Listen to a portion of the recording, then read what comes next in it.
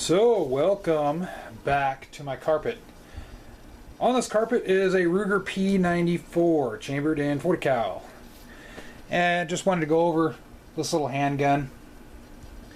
It's one of those handguns that it's overlooked by a lot of people. You see them in pawn shops and in used gun cases at gun stores that sell used guns. And they're actually a really cool gun. And they're a budget price gun. You're talking $250 to $350 on average, depending on where you're at, who you're buying it from. But these are really capable little 40 calibers. They're not exactly small 40 calibers, but these things were kind of the bee's knees back in the 90s. It seems like that's when it seems like Ruger P series, the late 80s into the 90s, the Ruger P series was really popular, selling a lot of guns. Then when the new millennia hit, they started kind of falling out of favor, and now they're not sold anymore. But these things are still good finds, and they're really good shooters.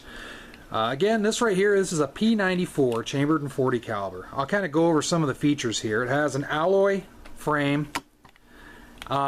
standard 10 round capacity 40 caliber, which isn't all that great when compared with other 40 calibers, especially today, but it's not bad. You can get aftermarket extended mags for it. This is a Hogue grip sleeve right here, aftermarket, that I kind of put on here. For the Rugers, I like the Hogue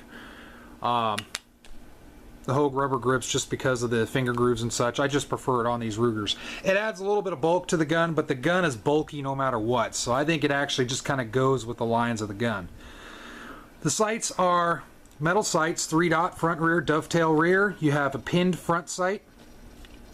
Exposed extractor, does have a slide mounted safety, and it is a safety. There are decocker models out there. This one is a safety model. I'm not a big fan of the slide mounted safeties, but on the Rugers it seems to make sense, because if you look at the bulk of this thing, if you put the safety out here and further and made more bulk on these alloy frames, I just don't think it would work. So I honestly think it makes sense on these guns. The safety is ambidextrous, so is the magazine release. On P series, you don't push in, you push forward to release your magazine. It's not a bad mag release, nice and solid.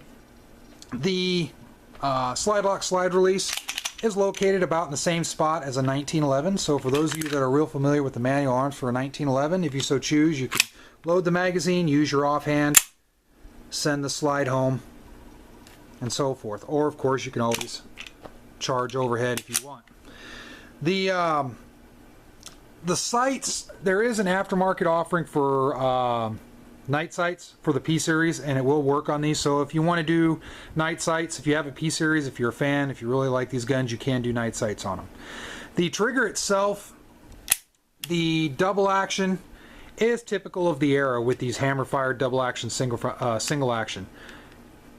Right about there you get a lot of stacking, nice crisp release.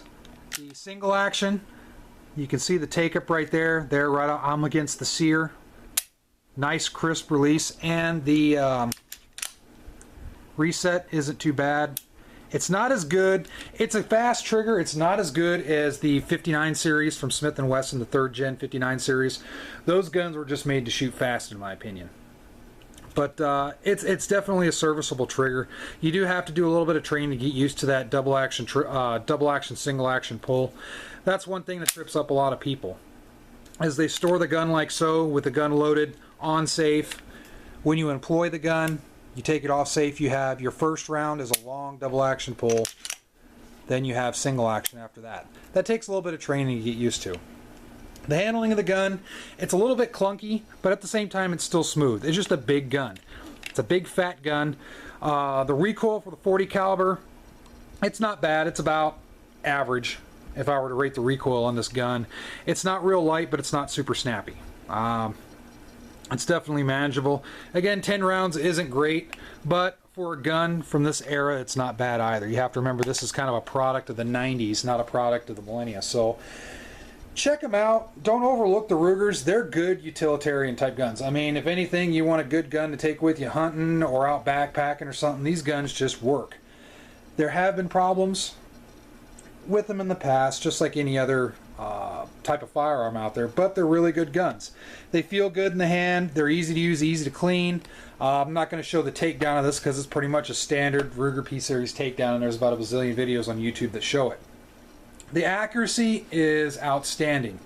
I have yet to fire an inaccurate P-Series handgun. All these things are like lasers. I love shooting them. That's one thing. They pretty much will put the round where I want it to go. So you don't have to worry about that. It's just a very accurate gun. So with that said, check them out. If you see one at a pawn shop or in a used gun cabinet, check it out. See how it feels to you. Especially if it's a really good deal. If you can find these things for $250, $300 and you're looking for a new gun or a new to you gun to play around with, check them out. So with that said, thanks a lot for watching, and as always, keep it safe.